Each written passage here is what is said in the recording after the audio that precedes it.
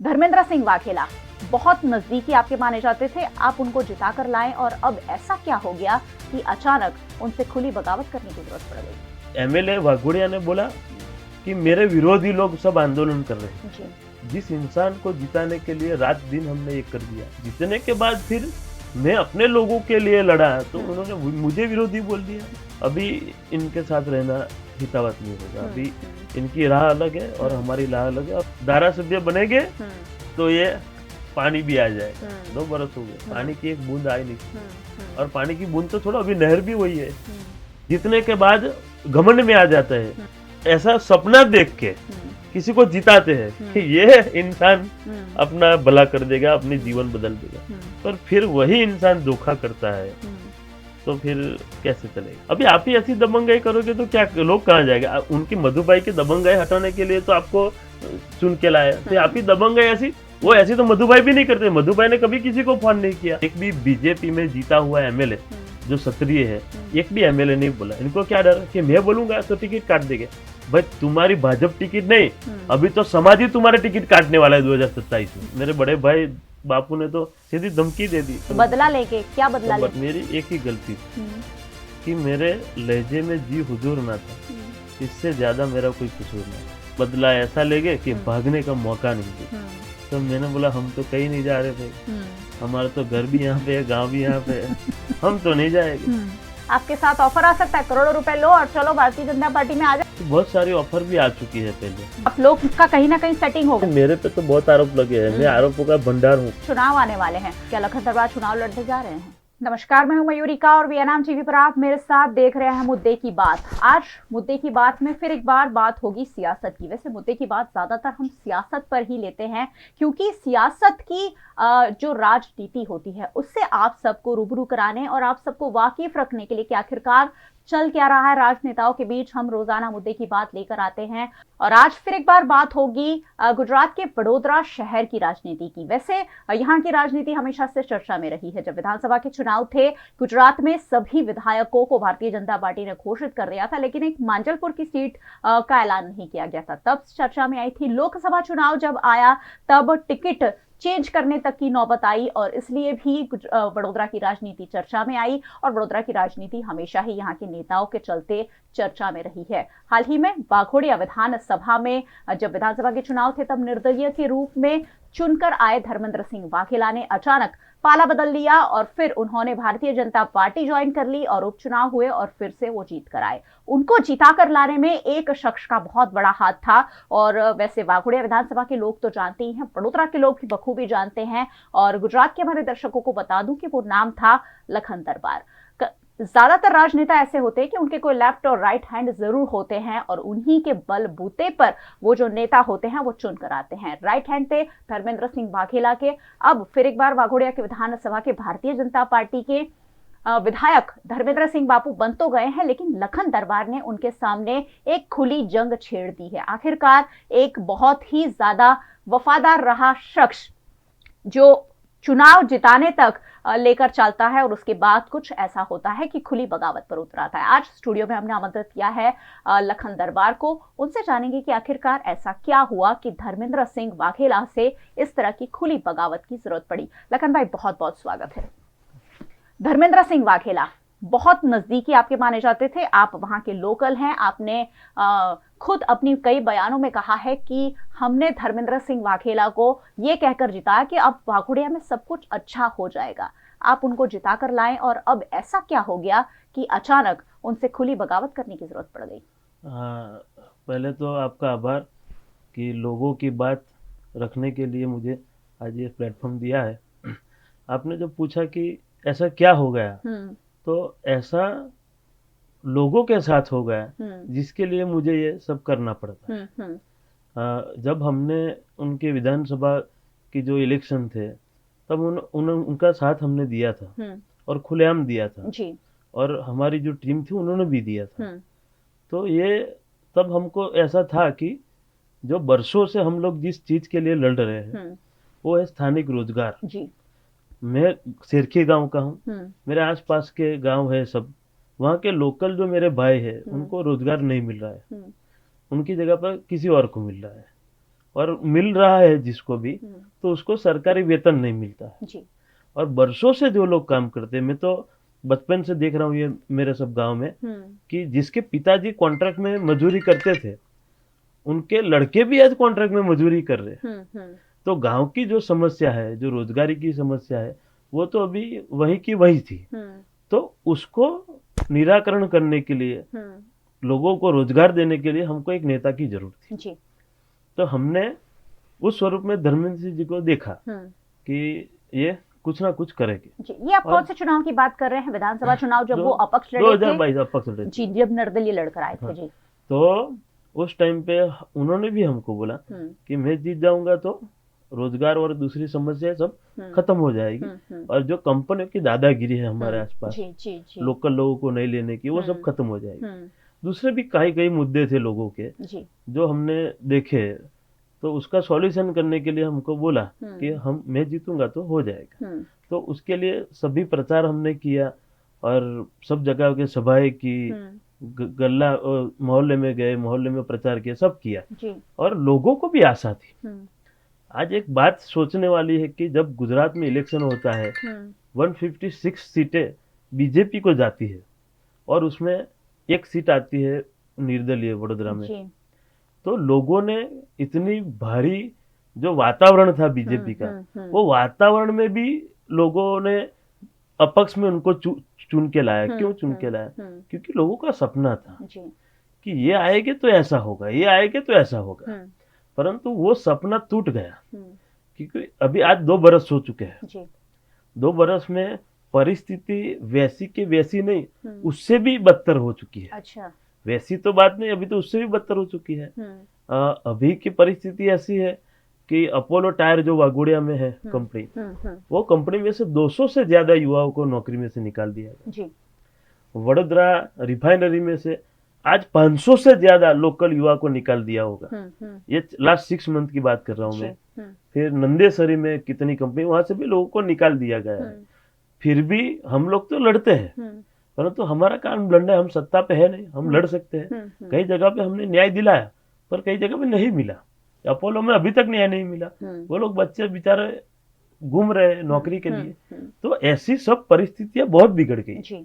और हमारा तो ऐसा काम है कि लोगों के लिए लड़े, और हमको जो नाम दिया है वो पार्टी ने नहीं दिया, किसी पब्लिक ने हमको नाम दिया है। तो हम पब्लिक के लिए नहीं बोलेंगे तो कैसे चलेगा? तो हमने जब उनको जिताया तो सभी मुद्दे और सभी वायदे मैंने किए थे। स्टेज पे मैं बोलता था। अच्छा। भाषण सबसे ज्यादा ही भाषण में देता था। और वो भाषण में सब उनके तरफ से मैं वायदा करता था पब्लिक में कि बापू जीतेंगे तो अपने लोगों को रोजगार मिलेगा, बापू जीतेंगे तो अपने लोग कॉलर टाइट करके नौकरी पे जाएंगे, और कंपनियों की जो दादागिरी वो सब बंद हो जाएगी।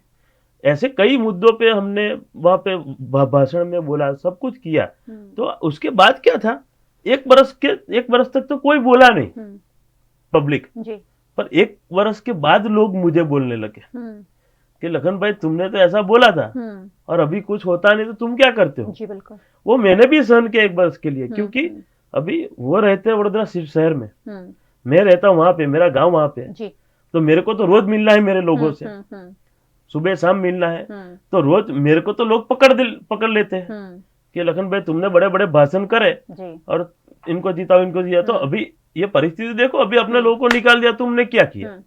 इसलिए मैंने बहुत सहन किया। फिर एक किस्सा हुआ, गुजरात रिफाइनरी में एक किस्सा हुआ कि मेरा एक दोस्त था शैलेंद्र सिंह करके, शैलेश करके, जाला मकवाना है, मेरे गांव के बाजू का गांव है कोयली, वहां का वो लड़का है, युवा है, और उसकी मृत्यु हो जाती है, ब्लास्ट होता है रिफाइनरी में।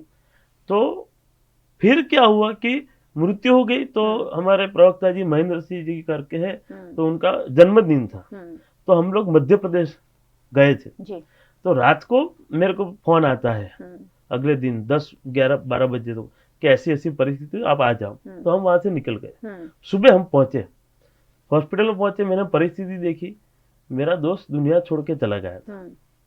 तो उस टाइम पे फिर हमने कंपनी वालों को वहां पे रजूआत की कि भाई ऐसा हुआ है, तुमको बढ़कर देना पड़ेगा, इनके परिवार बाल बच्चों का क्या जी।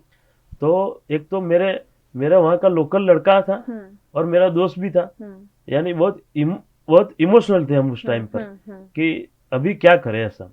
तो मैं तो बरसों से लोगों के लिए लड़ता हूँ, वर्तर जो कंपनी से पहले कोई मर जाता है तो किसी को वर्तर नहीं देते थे, पर ये शुरुआत ही हम सब ने लड़के कराई। तो उस दिन हमने फिर आंदोलन किया।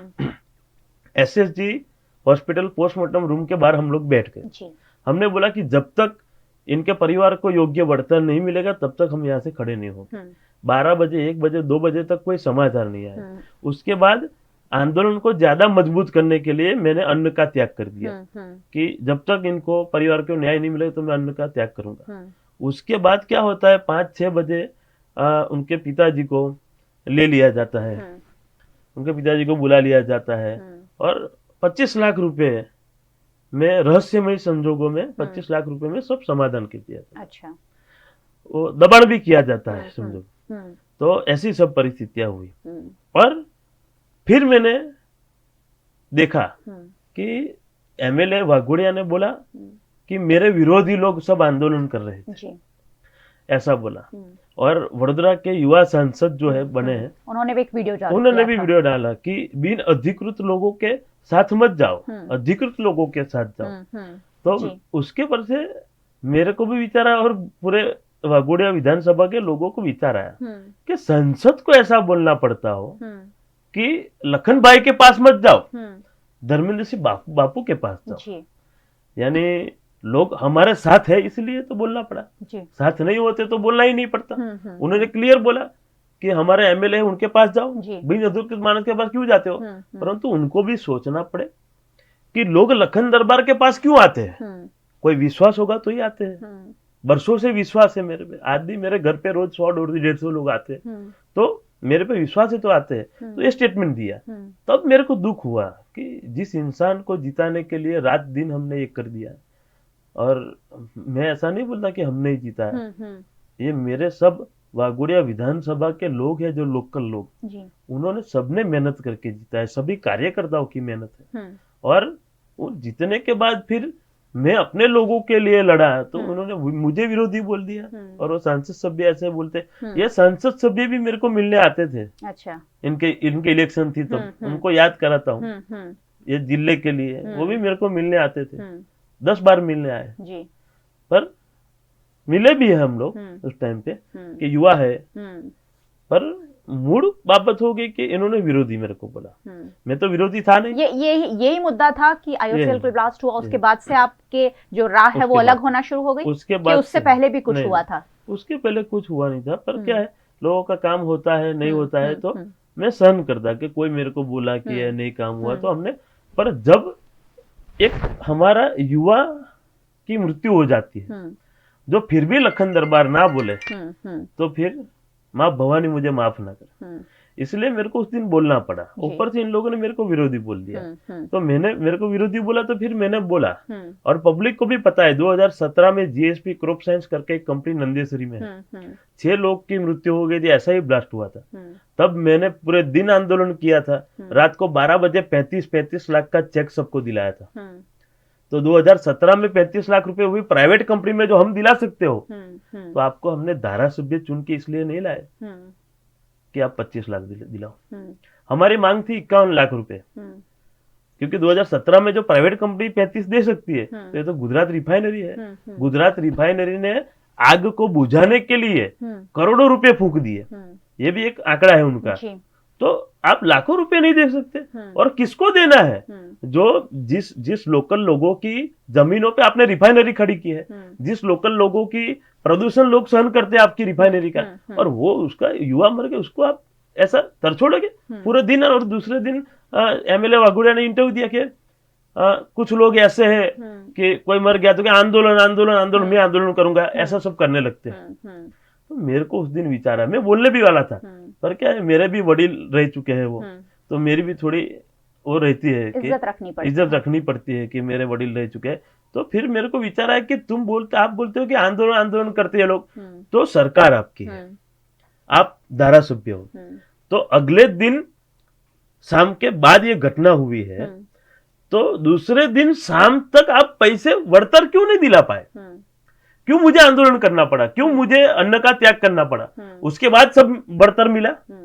तो आपकी सरकार है तो आपको आप तुरंत 1-1 घंटे में बढ़तर दिला देते, तो लखन दरबार को आना भी नहीं पड़ता और बढ़तर आंदोलन भी नहीं करना पड़ता।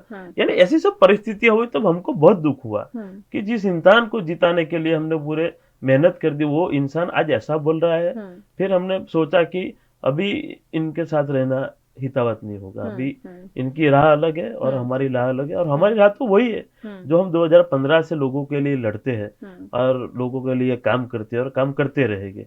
पर उसके बाद जो राह अलग हुई, तो मुझे ऐसा लगा कि चलो राह ही अलग होती है, उसमें अपने को कोई विरोधी तो भले वो मेरे को विरोधी समझे, पर वो तो मेरे वडील है, वो मेरे विरोधी कैसे हो सकते हैं, मेरे लिए नहीं हो सकते।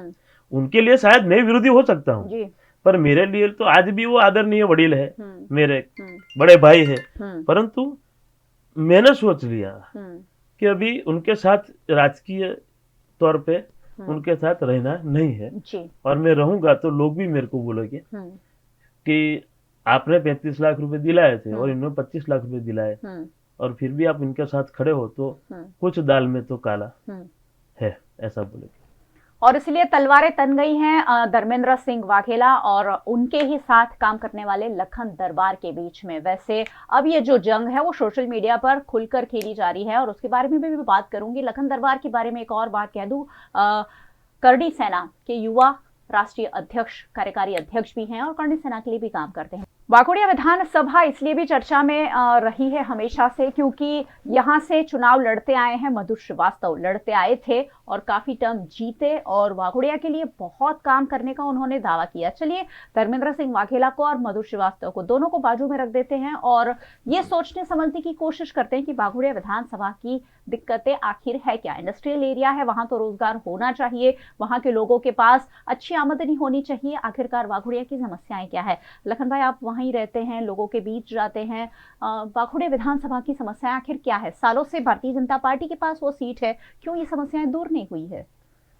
सर्वप्रथम तो वाघोडिया विधानसभा एक बड़े इंडस्ट्रियल जोन में आता है, और वाघोडिया विधानसभा 2 पार्ट में बटा हुआ है। एक वडोदरा तालुका आता है उसमें, और वाघोडिया तालुका आता है। तो वडोदरा तालुका में बड़ी कंपनी आती है, रिफाइनरी, फिर जीएसएल, जीएसएफसी फर्टिलाइजर है, और नंदेसरी पूरा जोन आता है जीआईडीसी का, और वहां पे भी काफी बड़ी बड़ी कंपनी है, दीपक नाइट्रेट है, एबीएस है, अलग अलग कंपनी है। और ऐसी ही वाघोडिया जीआईडीसी अपने वाघोडिया तालुका में देखने जाए तो अपोलो है, शंकर पैकेजिंग है, ऐसी बहुत बड़ी बड़ी कंपनी वहां पे भी है। तो ये पूरा जोन है जो वाघोडिया विधानसभा का, वो पूरा इंडस्ट्री पे डिपेंड करता है। पूरे सब जो युवा है, तो युवा सब नौकरी पे डिपेंड करते हैं, क्योंकि यहाँ पे खेती नहीं रही। खेती इसलिए नहीं रही कि ये सब केमिकल कंपनी जो आई, तो केमिकल कंपनी के दूषण के वजह से हमारी जो खेत थी, मेरा भी खुद का खेत है, तो वहां पे भी मैं कुआं खोदूंगा तो वहां पे कोको कोला जैसा पानी आता है, भूगर्भ जल बहुत दूषित है, दूषित हो गया। तो जल दूषित होने के कारण वहां पे पाक नहीं होता है। जो किसान करता है तो वहां पे क्या है, अपने लाख रुपए का खर्चा करो, लाख रुपए का खर्चा करके कोई अपने पाक उगाए तो उसमें कुछ कमाने का ही नहीं मिलता है, ऊपर से खोट हो जाती है। इसलिए सब अभी एक ही चीज रही, नौकरी या फिर बिजनेस। अभी बिजनेस तो हर कोई कर नहीं सकता, बिल्कुल, ज्यादातर लोग तो नौकरी करेंगे।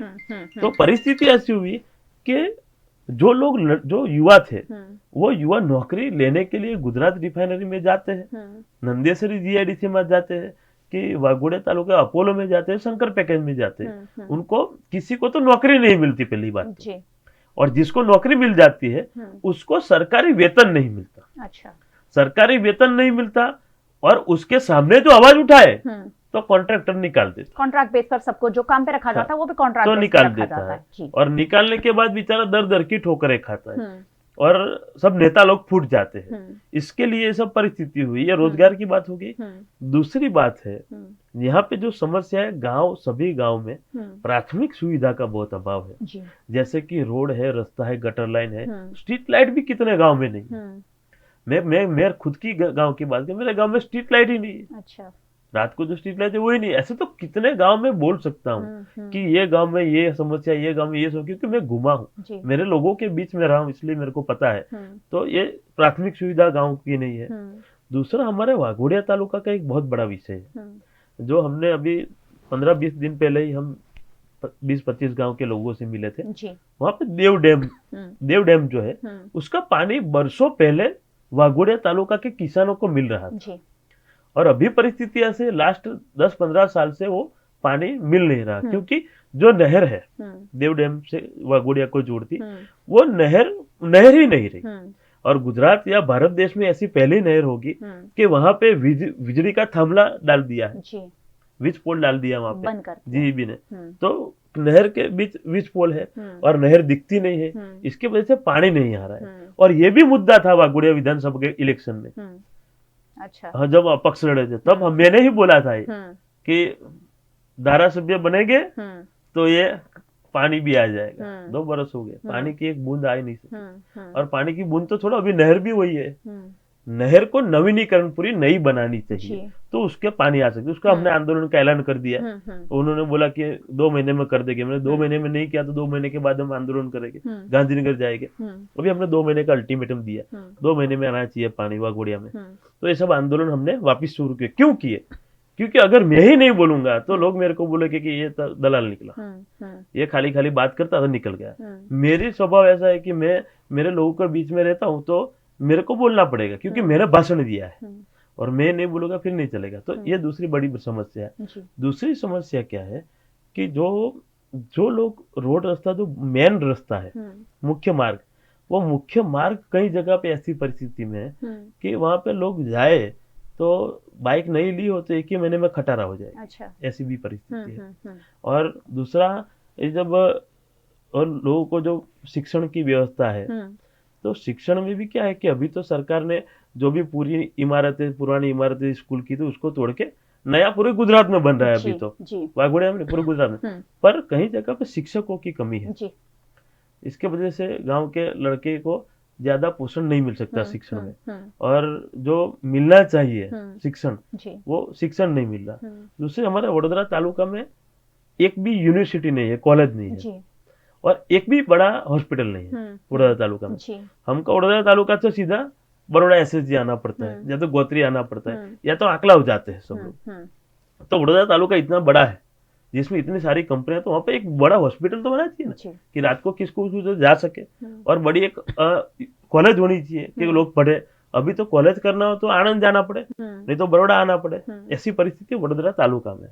और वाघोडिया में तो है सब, पारुल यूनिवर्सिटी, ये सब, पर उसमें यूनिवर्सिटी में क्या होता है, पैसे वालों को एडमिशन मिलता है, आम आदमी तो वो नहीं कर सकता। यानी जो शिक्षण की जो बात होती है, रोजगार की बात होती है, ये जो मुद्दे हैं वो बहुत इफेक्टेड है। और यही मुद्दों को सुधारने के वायदा करके धारासभ्य बने थे हम, और यही मुद्दे ऐसे के ऐसे रह गए।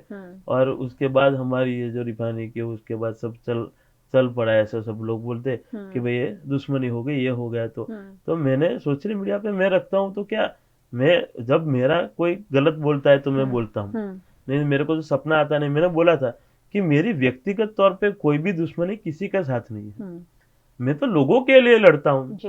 अगर मैं पादरा जाता हूँ तो पादरा के नेता को गलत लग जाता है कि भाई लखन दरबार यहाँ पे आके ऐसे, पर मेरे को लोग बुलाते हैं। आज भी मेरे घर पे वडोदरा, आनंद, पूरे मध्य गुजरात में से लोग आते हैं, पूरे मध्य गुजरात में से कंपनी वाले कर्मचारी आते हैं। तो आपके वहां पे कोई काम आप ना करो तो फिर मेरे घर पे आए तो मैं थोड़ी रोक सकता हूँ। और मैं फिर भी बोलता हूँ सबको, जो भी मेरे घर पे है इनको पहले ऐसे ही बोलता हूँ। पादरा से आते हो उनको भी बोलूंगा, आप अपने एमएलए के पास गए, नहीं गए तो पहले वहां पे जाओ, फिर आओ। सावली से आते उनको भी बोलता हूँ। यानी मेरा स्वभाव ऐसा है। पर क्या है कि मैं लोगों के लिए लड़ता हूँ तो सब नेता मेरे दुश्मन हो जाते हैं, और मेरे अपने भी अभी दुश्मन हो गए, समझो। दूसरे तो अपने थे नहीं, पर अपने भी अभी तो दुश्मन हो गए। परिस्थिति बहुत ऐसी हो गई। पर लोग बोलते हैं कि लखन ऐसा बोलता है, वैसा बोलता है, पर मैं क्यों बोलता हूँ? मैं इसलिए बोलता हूँ कि मेरे लोगों का गलत ना हो जाए, और लोगों ने विश्वास किया है वो विश्वास अपने तोड़ ना दे, इसलिए मैं बोलता हूँ। पर क्या है, ऐसी मेरी भाषा सबको गलत लगती है, फिर अपना सच बोलते हैं तो भी ऐसा सब होता रहता। सबसे पहले तो गुजरात मॉडल पर जो सवाल उठे हैं उस पर बात कर लेती हूँ। गुजरात मॉडल, यहाँ से गुजरात से लेकर हम दिल्ली गए कि ये गुजरात मॉडल है, देखिए यहाँ क्या चमकदार सब कुछ है, लेकिन ये जो वाघोड़िया विधानसभा की बात है वो वडोदरा से 5 या 10 ही किलोमीटर दूर होगी, बहुत ज्यादा दूर नहीं है, दूर दराज के गांव नहीं है। अगर वडोदरा शहर के जो जिले हैं वहां पर हम स्कूल मुहैया नहीं करा सकते, वहां हम कॉलेज नहीं दे सकते, वहां अच्छा स्वास्थ्य, वहां के लोग बीमार पड़ जाए तो उनको सिटी में आना पड़ता है, और सिटी में भी कोई बहुत अच्छी सुविधाएं नहीं है। अगर सड़कें नहीं है, अगर स्ट्रीट लाइट नहीं है, अगर पानी नहीं आ रहा है, तो आप भर भर झोली वोट भला किसे दे रहे हैं? 25-30 साल हो गए, वाघोड़िया में भी सालों से भारतीय जनता पार्टी की सरकार है, वडोदरा में भारतीय जनता पार्टी की सरकार है, गुजरात में भारतीय जनता पार्टी की सरकार है, और अब तो केंद्र में भी भारतीय जनता पार्टी की सरकार है। सालों हो गए, लेकिन समस्याएं गांव की वही है। शहर की भी बहुत अच्छी सुविधाएं नहीं है, मैं रोज आपके सामने बोलती हूँ, लेकिन गांव की जो स्थिति है वो तो बद से बदतर है।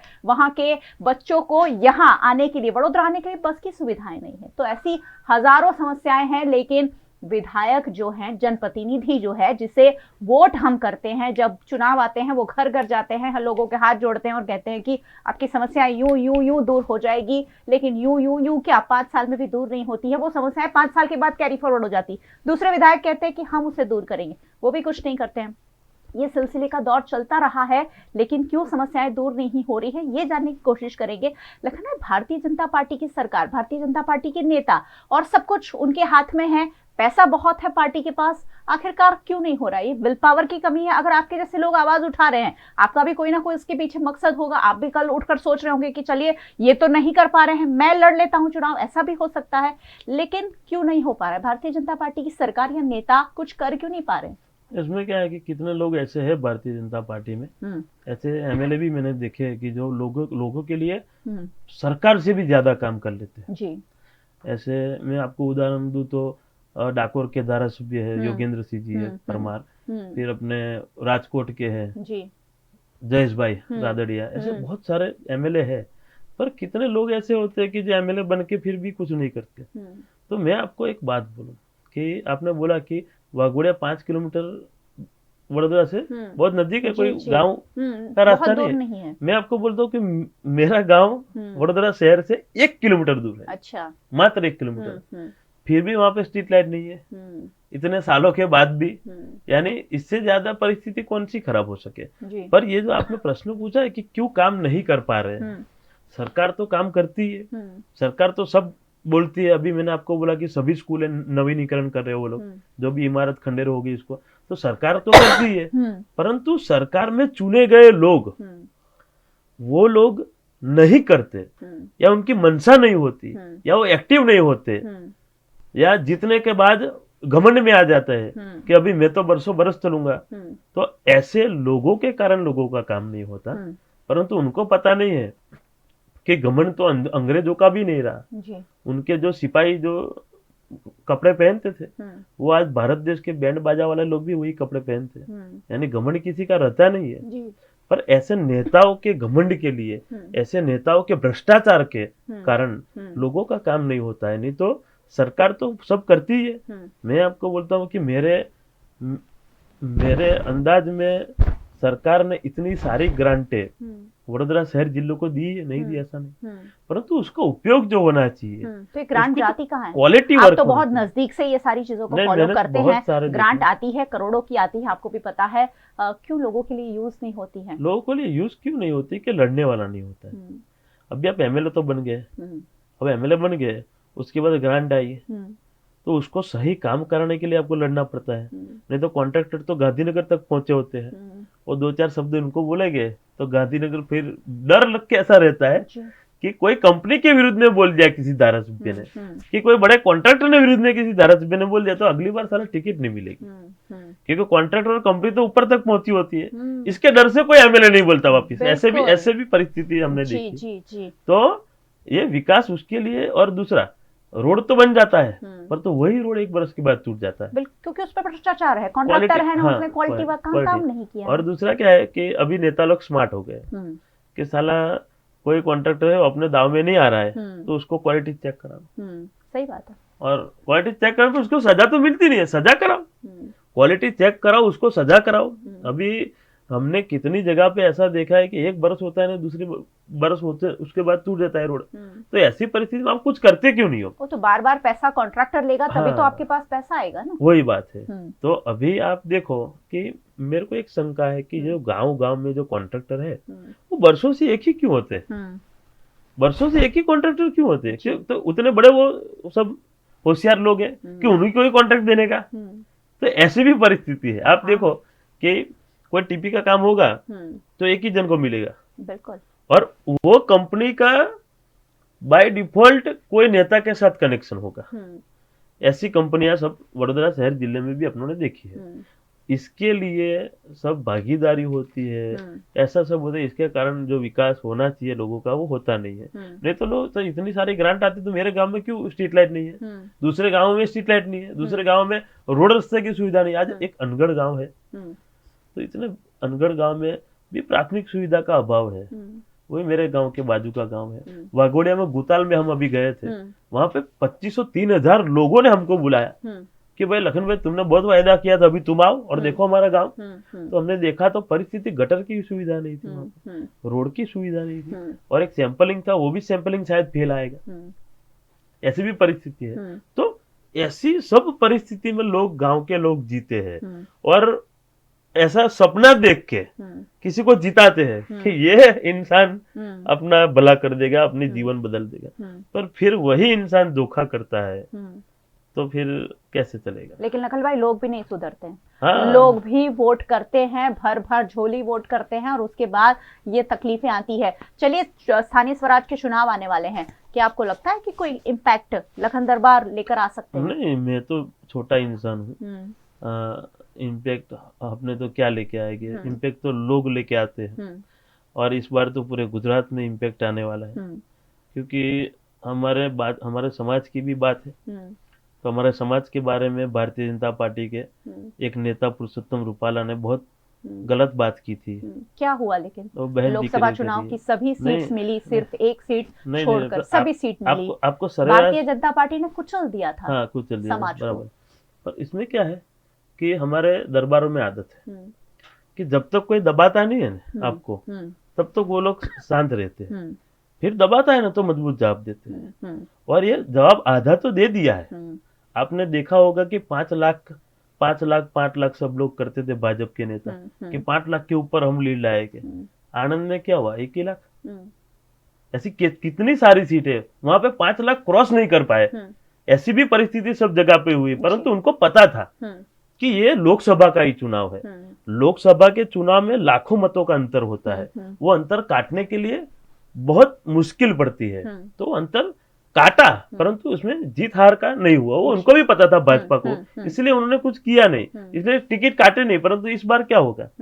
जिला तालुका के इलेक्शन में तो 1000-1500 का ही होता है कनेक्शन, तो वो तो मेरा समाज ऐसे ही तोड़ देगा। और इस बार मजबूत जवाब मिलेगा। हमने बोला कि आधा अधूरा जवाब है, पूरा मजबूताई से हम जवाब देने वाले हैं। परंतु ये जो हमारे समाज के भी नेता है, वो क्या है कि चुटनी आती है ना तो समाज करते हैं, और चुटनी गई और ऐसा सब हुआ तो एक भी बीजेपी में जीता हुआ एमएलए जो सक्रिय है, एक भी एमएलए नहीं बोला। इनको क्या डर कि मैं बोलूंगा तो टिकट काट देंगे। भाई तुम्हारी भाजपा टिकट नहीं, अभी तो समाज ही तुम्हारे टिकट काटने वाला है 2027 में। समाज ही तुम्हारी टिकट काटेगा। यानी इन लोगों को भाजपा का डर लगता है। हम तो भाजपा कांग्रेस के विरोधी नहीं है, मेरे तो आदर्श ही मोदी साहब है। नरेंद्र मोदी साहब ही मेरे आदर्श है जीवन के, तो मैं तो विरोधी हूं नहीं। परंतु ये मोदी साहब के नाम पे जो लोग जीतते हैं ना, मोदी साहब के नाम पे, वो लोग मोदी साहब का नाम खराब कर रहे हैं। और दूसरा, अभी 2-3 दिन पहले हमारे वडील, मेरे बड़े भाई बापू ने तो, उनके एक आदमी है जयेश पटेल, सोशल मीडिया पर पोस्ट रखा है, धमकी दी है आपको। हाँ, सीधी धमकी दे दी। तो मैंने बोला कि अभी क्या करूं? बोलो अभी पकड़ लूं, क्या करूं? बदला लेके क्या बदला लेने वाले? आपने ऐसा क्या बिगाड़ दिया? धर्मेंद्र सिंह वाघेला विधायक है, बड़े ऊंची रुतबा रखते हैं, क्या बिगाड़ दिया आपने उनका कि बदला लेने के लिए? और आपको क्यों लग रहा है कि वो पोस्ट आपके लिए रखी गई है? इसमें क्या था, मेरी एक ही गलती थी कि मेरे लहजे में जी हुजूर ना था, इससे ज्यादा मेरा कोई कसूर ना था। ऐसी परिस्थिति के कारण, और मैंने मेरे जीवन में बहुत बड़े बड़े लोगों के साथ काम किया, बहुत बड़े बड़े लोगों के साथ स्टेज भी शेयरिंग किया है। तो मैंने एक बात देखी कि कितने लोग ऐसे होते हैं हम्म, कि बड़े होकर भी बड़े नहीं बनते, हम्म, बड़े होकर भी बड़ा बनना वो भी एक कला है। बिल्कुल। बड़े बन जाते फिर बड़ा नहीं बनता। हम्म, वो नहीं बोलते कि मैंने कई लोगों की नीचाई से वाकिफ हूँ, बहुत मुश्किल है बड़ा होकर बड़ा बनना। जी। यानी ऐसे लोग होते हैं जो लोग बहुत रुतबेदार होते हैं, सब कुछ होता है, और तो फिर बदला लेने की बात आ जाती है कि वो पोस्ट में रखा है कि बदला ऐसा लेंगे कि भागने का मौका नहीं देगा। तो मैंने बोला हम तो कहीं नहीं जा रहे भाई, हमारा तो घर भी यहाँ पे है, गांव भी यहाँ पे है, हम तो नहीं जाएंगे, कुछ भी कर लो हम तो जाएंगे नहीं। और दूसरी बात क्या, हंसने की बात इसलिए आती है कि भाजपा के शीर्ष नेतृत्व को भी देखना चाहिए कि माननीय विधायक जी का फोटो ही अकेला नहीं रखा था वहां पे, उसमें बीजेपी का सिंबल भी रखा था। तो मुझे दुख होता है कि मोदी साहब का जो नेतृत्व में सरकार है बीजेपी की, उनका चिन्ह रख के ऐसी धमकी किसी को दे जा रही है, वो भी एक युवा को दे जा रही है। तो सोचने वाली बात है, और भाजपा को भी सोचने वाली बात है कि ये ऐसा क्या ठीक है, ये सब अपने अपने गुंडागर्दी करने तो निकले नहीं। दूसरी बात, सिंबल से ही लोग डरते हैं। हाँ, और सिंबल पे ही वोट पड़ रहे पर हैं। सिंबल से अभी धमकी भी आ रही है। भारतीय जनता पार्टी बड़ी स्मार्ट है लखन भाई। अगर कल उठ के भारतीय जनता पार्टी आपको अपने पाले में ले सकती है, आपके साथ ऑफर आ सकता है, करोड़ों रुपए लो और चलो भारतीय जनता पार्टी में आ जाओ, हमें वाघोड़िया फिर से जिता दो, क्या करेंगे? नहीं, हम तो क्या है कि माँ भवानी के आशीर्वाद से चलने वाले लोग हैं, और भारतीय जनता पार्टी ऐसी पार्टी की बहुत सारी ऑफर भी आ चुकी है पहले। पर क्या है कि अपने लोगों के साथ रहते हैं और लोगों के लिए बोलते हैं। मैंने कभी ऐसा नहीं बोला कि बीजेपी खराब है, मैंने ऐसा नहीं बोला कि कांग्रेस खराब है। मैंने तो कंपनी के सामने लड़ा, आज तक मेरी लड़ाई कंपनी के सामने, कोई सरकार के सामने मेरी कोई भी लड़ाई नहीं थी। कोई कंपनी नाटक करती है तो उसके सामने लड़ता हूँ। लेकिन कंपनियों के साथ जो लड़ते हैं ना, उन पर मिली भगत के आरोप लगते हैं भाई कि आप लोग का कहीं ना कहीं सेटिंग होगा। अगर उनको 75 लाख मिल रहे हैं तो 25 लाख आपको भी मिल रहे होंगे। इस तरीके की सेटिंग की है, तो हो सकता है आप पर भी ऐसे ही आरोप नहीं, मेरे पे तो बहुत आरोप लगे हैं। मैं आरोपों का भंडार हूँ खुद, समझो बात कि इतने आरोप लगे हैं कि मेरे जीवन में, मेरी 33 वर्ष की उम्र है तो 3300 आरोप लग चुके होंगे। मेरे पारिवारिक जीवन पे भी आरोप लगे हैं, खाली राजकीय नहीं। तो ऐसा सब होता है क्योंकि एक कंट्रोवर्सी करके लोगों को मजा आती है। पर मैं एक शब्द, लोगों शुरुआत में बहुत आरोप किए। मैं जब 2015 के साल में ये जो स्थानिक रोजगार की लड़त मैंने शुरू की, तो वो टाइम पे बहुत लोगों ने, जब नेता होते हैं तो उनकी दुकानें बंद हो गई क्योंकि मैं कंपनी के सामने लड़त चालू की। तो ये लोग क्या करते हैं कि कंपनी वाले को बोलते हैं हम बैठे हैं, कोई आएगा नहीं, उसके पास से पैसा ले लेते हैं। पर मैं जाने की शुरुआत की और मैं वहां पे गया, मैं वहां पे लड़ा, तो इन लोगों का हफ्ता बंद हो गया। तो वो लोग बौखला हट में आ गए। तो वो लोग मेरे विरोध में बोलने लगे कि ये तो तोड़बाज है, ये तो दलाली करता है, ये है वो है, फलाना ठिकाना। फिर 2016 में यही गुजरात रिफाइनरी में एक गोविंद सिंह गोहिल नाम का, मेरे ही गांव बाजू में सिंदरोट लगता है, अमरापुरा एक विस्तार है, वहां के गोविंद सिंह गोहिल ऑफ हो गए। उनके माथे पे गिरा था पाइप, तो वो ऑफ हो गए। तो उस दिन 2016 की बात करता हूँ, उस दिन पहली बार मैं वहां पे रिफाइनरी गया और वहां पे बोला, वो लोग लाश ले जा रहे थे। मैंने बोला कि कोई घेटा बकरा मरा नहीं है, अपने इसका वर्तर लेते, इनके परिवार को वर्तर मिलना चाहिए। तो लोगों को ऐसे मजाक लगता था कि ऐसा तो होता है। मैंने बोला वर्तर लेना है इनका, लाखों रुपए लेने के, उनके परिवार को अब दिलाने के लाखों रुपए, यहाँ से जाने का नहीं, 1.5 बढ़ यहाँ पे रख दो। तो लोग सोचे कि ऐसा हो सकता है कभी कोई कंपनी पैसा देती है, क्योंकि पहले जीवन में किसी ने पैसा नहीं दिया था। अच्छा। और फिर मैंने बोला कि मेरे पे विश्वास करो, मैं वर्तर दिलाऊंगा। तो पूरे दिन आंदोलन चला और 21 लाख रुपए का वर्तर उस दिन पहली बार इतिहास में 21 लाख रुपए का वर्तर हमने दिलाया। और दूसरी बात, ये गुजरात रिफाइनरी वालों के साथ इंग्लिश में टाइपिंग करने वाले लोग थे, तो हमको लेटर चाहिए था गुजराती में, बाहेदरी लेटर। तो वो लेटर भी मैंने टाइप किया, वही लेटर आज तक चलता है। अच्छा। वो गुजराती वाला। फिर क्या हुआ, उसके बाद 2017 में इंसिडेंस हुआ जीएसपी वाला, 6 जने ऑफ हो गए, उसमें 35 लाख रुपए दिलाए। उसके बाद रिलायंस में हुआ, उसके बाद पादरा में हुआ, सावली में हुआ, बहुत सारी कंपनी में। तो इतने सब आप लड़ते हैं तो आपको भी कुछ तो मिलता होगा। फिर क्या हुआ, फिर मेरी बात सुने, तो उसमें क्या हुआ, फिर लोगों ने सोचा कि साला जहाँ 1 रुपया नहीं मिल रहा था, वहां लखन भाई 25 लाख 35 लाख 45 लाख रुपए दिलाते हैं, समझो।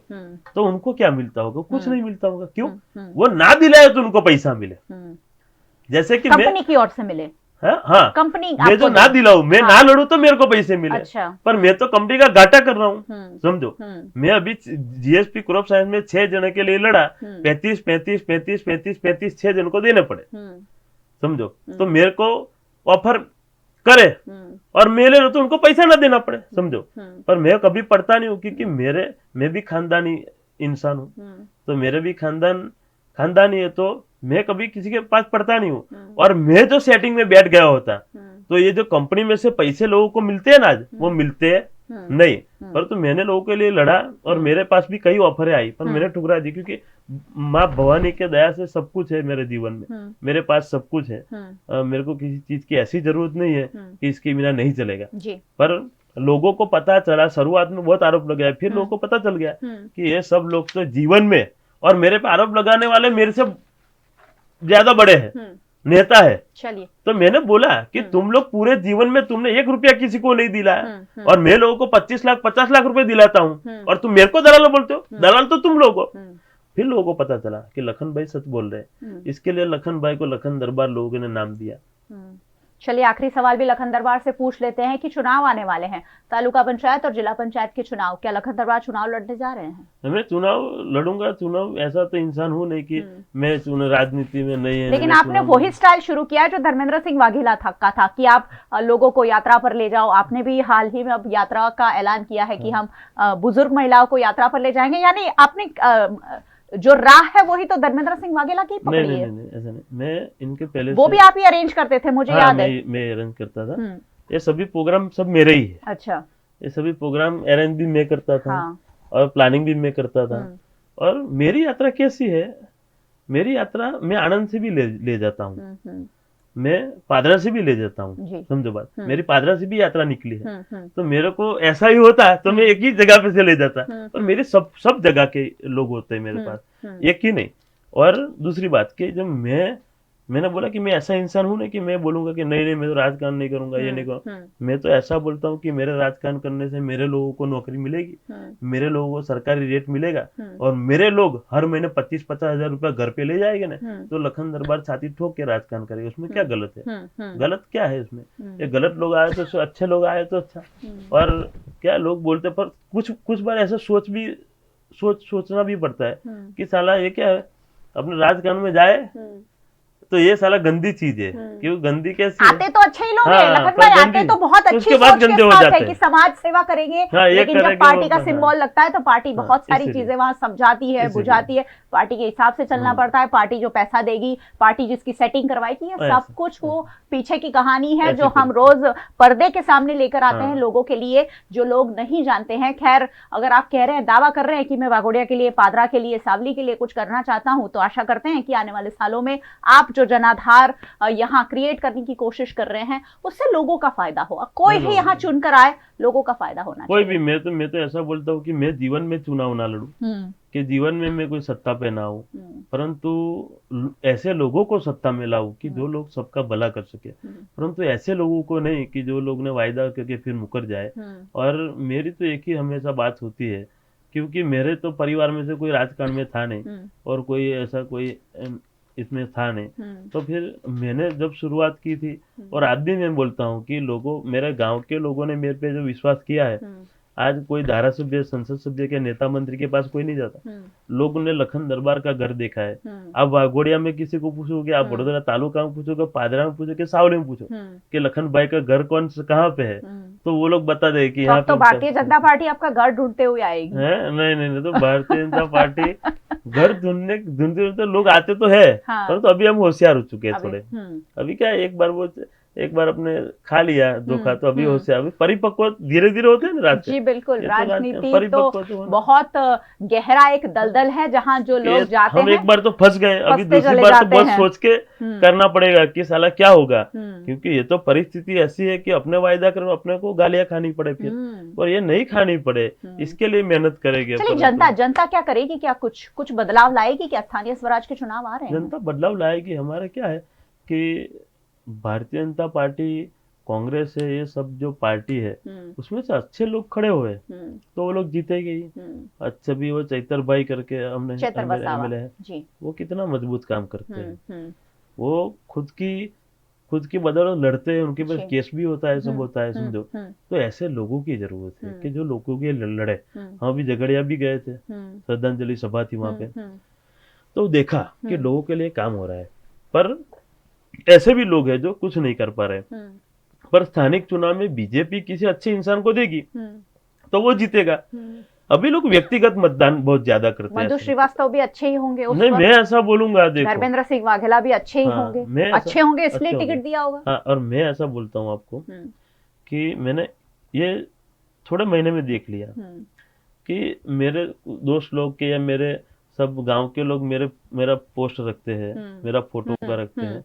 तो मेरा जन्मदिन था, हम्म, तो मेरे बड़े भाई है धर्मेंद्र सिंह जी, हम्म, उनका जन्मदिन 4 तारीख को है और मेरा 5 तारीख को है, अच्छा। दिसंबर में। हम्म, तो मेरे लोगों ने मेरा भी फोटो सब रखा। हम्म, तो उनके एक है 108 करके, हम्म, उनका नाम 108 है। हम्म, तो वो क्या है, वापिस फोन करते लोगों की, "ए, लखन भाई का क्यों रखा, हम्म, लखन भाई का क्यों रखा", ऐसा ऐसा फोन करके सबको धमकी देते हैं। हम्म, तो मैं ऐसा उनको कहना चाहता हूँ कि ऐसा तो मधु भाई श्रीवास्तव भी नहीं करते थे कि जैसा आप करने लगे। हम्म, और मधु भाई श्रीवास्तव के समय में भी मैं लोगों के लिए लड़ा हूँ। हम्म, मधु भाई श्रीवास्तव धारासभ्य थे, तब भी हम्म। मैं लड़ता था लोगों आप के ये लिए। कहकर उन्हें लाए थे कि मधु श्रीवास्तव की दबंगाई को हम हटाएंगे। हाँ, ऐसा मैंने बोला नहीं कि अभी आप ही ऐसी दबंगाई करोगे तो क्या लोग कहाँ जाएंगे। उनकी मधु भाई की दबंगाई हटाने के लिए तो आपको चुन के लाया, तो आप ही दबंगाई ऐसी, वो ऐसी तो मधु भाई भी नहीं करते। मधु भाई ने कभी किसी को फोन नहीं किया मेरे विरुद्ध में कि वो इसका पर्सनल फोटो लग। पर्सनल काम नहीं है पर्सनल उनका। नहीं, पर ये क्या पर्सनल होते जा रहा है। हम्म, और अभी पर्सनल होएगा हम्म।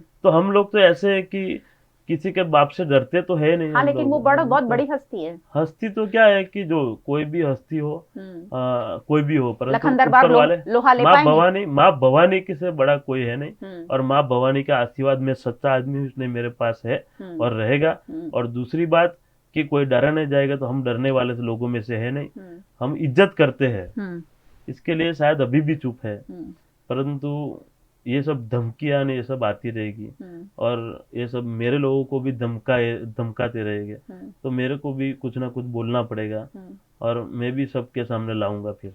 चलिए देखते हैं क्या ये जो राजनीति है वाघोडिया की, जो अब नई कुछ राजनीति चल पड़ी है, किस करवट बैठी है। और लखन दरबार एक उभरते हुए युवा नेता हैं और वाघोडिया की जनता को, पादरा की जनता को, सावली की जनता को न्याय दिलाने की बात कर रहे हैं। कहां तक सफल साबित होते हैं उस पर नजर रहेगी। और अगर मौका मिला, अगर वाघोडिया के विधायक धर्मेंद्र सिंह वाघेला चाहेंगे तो उनसे भी जवाब मांगे जाएंगे कि आखिरकार ये हो क्या रहा है, क्यों वाघोडिया विधानसभा के काम नहीं हो रहे हैं, अगर हुए हैं तो कितने हुए। ये सारी बातें वीएनएम के जरिए आप तक पहुंचती है और इसलिए मैं कहती हूँ कि वीएनएम टीवी आपको जरूर देखते रहना है। लखन भाई, बहुत बहुत शुक्रिया हमारे साथ जुड़ने के लिए। और बहुत बहुत शुक्रिया आप सबका हमारे साथ जुड़ने के लिए। वैसे क्यों नहीं जुड़ना चाहिए, आज जो बातें हुई है वो आपके लिए जानना जरूरी थी कि नहीं। एक एंगल हम आप तक पहुंचाते हैं, उसका दूसरा एंगल हम वीएनएम टीवी के जरिए आप तक जरूर पहुंचाते हैं। आने वाले दिनों में कोशिश करेंगे कि दूसरा एंगल भी आपके सामने आए और इसलिए वीएनएम टीवी पर रोज रात 8 बजे मुद्दे की बात आपको देखते रहना है। यूट्यूब चैनल है वीएनएम टीवी का, जिसे अगर सब्सक्राइब नहीं किया है, पहली बार आए हैं चैनल पर, सब्सक्राइब कर जरूर जाइएगा, क्योंकि यहाँ वडोदरा के साथ साथ शहर जिलों की, देश दुनिया की खबरें हम आपके लिए लेकर आते हैं। फेसबुक पर देख रहे हैं, शेयर जरूर कर लीजिए। ये सारी बातें वडोदरा के नागरिकों के लिए, गुजरात के नागरिकों के लिए जानना बेहद जरूरी है। आप हमें ओटीटी प्लेटफॉर्म्स पर देख रहे हैं, डेली हंट, वोडाफोन टीवी, जियो टीवी और जियो टीवी फाइबर 498 नंबर के चैनल पर वीएनएम टीवी को 24 घंटे लगातार देखा जा सकता है। देखते रहिए वीएनएम, जुड़े रहिए वीएनएम के साथ। नमस्कार।